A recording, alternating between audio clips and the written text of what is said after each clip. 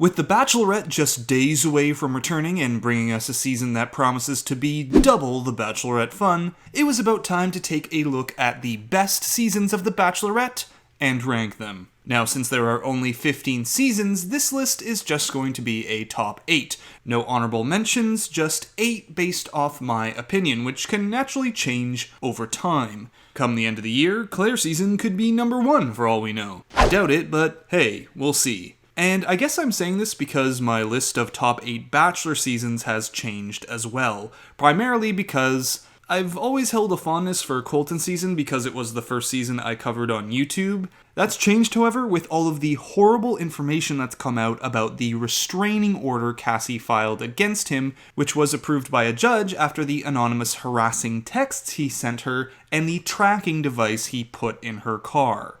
Yeah. And recently that restraining order was extended. Now, this is a subject matter we're going to talk about more in the future, and it's also still ongoing with another hearing scheduled for November, so we will revisit this. But for now, I just want to say how horrible I feel for Cassie, how angry I am at Colton, and that it's completely changed the way I feel about his season. It's just completely painted in a different light now. And yeah, the way we look at seasons is always going to change over time, even for seasons that don't have restraining orders attached to them. But as for now, let's transition away from Colton and talk about the reason why we're here, the top 8 seasons of The Bachelorette. And I'll try to keep things as spoiler-free as possible, at least on who gets the final rose, in case you haven't seen the season and want to go back and take a look. So, starting with number 8, Ali F season. You might recognize this season as it was featured on the Bachelor Greatest Seasons of All Time special this summer, which should say something about how this season was perceived, and I've also done a video on it. Now, Ali season makes it onto the list because it really encapsulates your standard season of The Bachelorette. Not to mention, a lot happens in it. There's a clear villain named Rated R. I am Mr. Rated R. Yeah! Once I get that first impression rose, The Bachelorette calling him out for having a girlfriend. You probably really miss your girlfriend in Canada. A dramatic fantasy suite where a contestant leaves, and if you want a full breakdown on the season, you can check out my video on it, which goes into all the important details. But for now, Ali season falls to number 8 on the list. Moving on to number 7, Andy Dorfman season. Andy season takes the number 7 spot on the list primarily because it set off a piece of Bachelor Nation history that's still with us today, Nick Viall. Now no, this is not my entry into the Nick Viall superfan club, but the drama that surrounded this season was huge, mainly due to the feud between pizza guy Josh Murray and Nick, which would eventually reverberate into Bachelor in Paradise. And of course there was the moment Nick asked Andy why she made love to him if she wasn't in love with him. So much of this season ended up having effects on future seasons, such as Caitlin Bristow's, multiple seasons of Paradise, and of course Nick eventually becoming The Bachelor. For that reason, Andy season fits into the number 7 slot. And number 6 goes to Jillian Harris. Returning to Jillian season was a treat because Jillian is just incredibly likable. On the flip side of that, however, is just how many unlikable guys were on her season. Like Wes, the guy who gloated about having a girlfriend and making it to the top 4. The first guy ever on The Bachelorette to make it to the top 4 with a girlfriend. Or Ed, who frustratingly has Jillian's attention far more than viewers would have liked.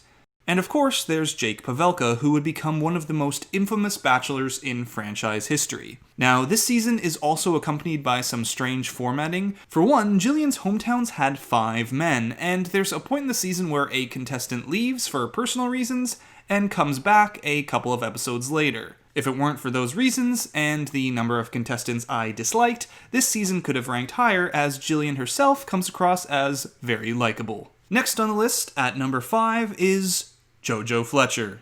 Here's a season where, once again, I enjoyed the lead, but everything got bogged down by the cast. With a few exceptions. Looking at you, Wells. And this is a season that if you want the full rundown, go check out my video on it. But after JoJo sifts through some weak fellas like Kendall Robbie, Chad, and Luke P., all of whom went on to have really interesting moments in reality TV ahead of them, with Luke P ghosting Stassi on Bachelor Winter Games, Robbie, well, having a sex tape, and Chad, well, creating an OnlyFans account. At the end of the journey, Jojo finds a love that still lasted to this day. And the only reason they aren't married yet is because of the pandemic. So while Allie's, Andy's, and Jillian's seasons did not end up with lasting relationships, Jojo's has stood the test of time. And this season brought us one of the craziest Bachelor villains of all time, You, Chris Harrison. a very likable lead, and a happy ending, leading it to number 5 on the list. Coming into number 4 now is Hannah Brown's season. The first Bachelorette I covered, Hannah Brown's season was a wild ride to watch week by week, but I wonder if watching it now could be frustrating and confusing. Because watching it live, we got to hear partway through and outside of the show that Jed had a girlfriend. And also watching it week to week, we only got doses of some of the toxic behavior of Luke P. I wonder if binging it all in a row in a very short time frame right now might change some of that feeling. But anyways, this was a season stolen away from Hannah by some of her men. Luke P was likely her pick, but that got messed up with some of the fighting he had with other men, and when he told her he was going to leave if she was intimate with anyone else in the fantasy suite, leading to this moment. I have had sex. Say what? Yeah, and Jesus still loves me. Then there was Jed, who took Luke's frontrunner spot and ended up being dishonest about the girlfriend he had back home, who he told to wait for him. And after that, you can understand how any possible connection she had with Tyler or Peter was tainted. But the thing about this season is that Hannah Brown also had one of the best Bachelorette journeys. Just one that was more about her growth than about ending up with someone she loves. Her transformation from awkward, quirky gal who couldn't put together a toast on Colton's season to the incredibly confident and articulate woman we saw when confronting Jed on the After the Final Rose is what places this season in the top 4 for me. Alright, getting to our top 3 seasons. At number 3 is Rachel Lindsey's. Revisiting Rachel's season this summer to do a season recap, because apparently the Bachelor people weren't able to put it in as part of the GOAT special, really reminded me what a traditional season of The Bachelorette should look like. A strong lead, a decent cast, lots of drama, and a love story that ends in an engagement and now a marriage. There were men you never took seriously, like Waboom Guy. There were men who weren't there for the right reasons but quickly got the boot, like DeMario. A traditional Bachelorette 2-on-1 that sends the villain home, and then the other guy too, 'cause, you know, no-nonsense Bachelorette. A final 2 breakup that left Bachelor Nation reeling. All the elements you'd expect in a good season of The Bachelorette is present in Rachel's season. So for that reason, this season gets the number 3 spot. Which now leads us to our runner-up on the list, the original season of The Bachelorette, Trista's.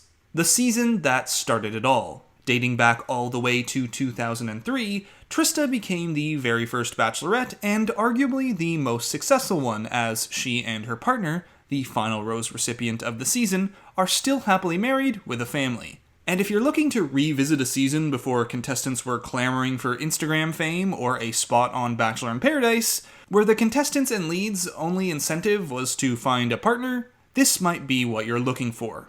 Trista ends up with 2 very strong relationships, and we even get to see lil baby Chris Harrison. Once again, this season was a part of the Bachelor GOAT special, and I did a season recap for it if you want to know how that went down. But most importantly, Trista's season gives us the original Bachelor love story and harkens back to when this show was just about the romance, for the most part.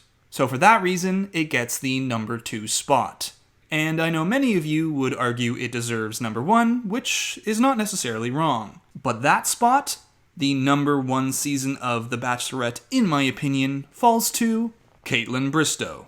A unique, drama-filled season with twists and romance. And if you haven't seen Kaitlyn's season, I definitely recommend you do. Now, I wasn't a fan of how the season started with the contestants meeting 2 women and voting for which person they wanted to be the lead, and I'm hoping they don't bring that back for either a future Bachelor or Bachelorette season.